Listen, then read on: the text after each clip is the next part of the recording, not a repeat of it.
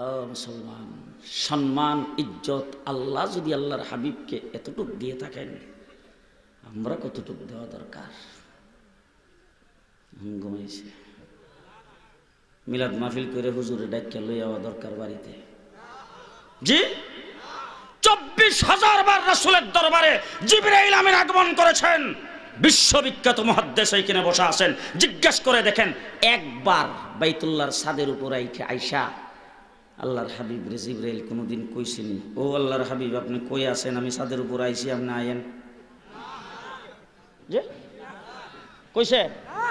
হ্যাঁ, বদরের যুদ্ধের মধ্যে বুধহ জিবরাইল আমিন আসে নাই, দূরে থেকে বোধহয় কইছে যে আপনি আয়েন, কই আছেন?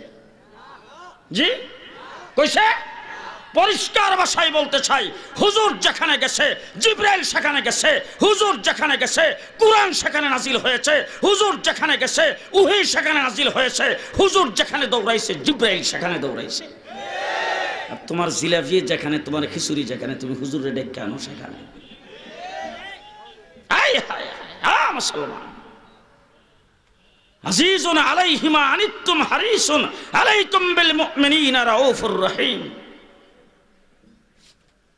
হুজুর কি আখলাক আর কি চরিত্র মানুষকে শিক্ষা দিয়েছেন, হুজুরের সিরাত কি ছিল।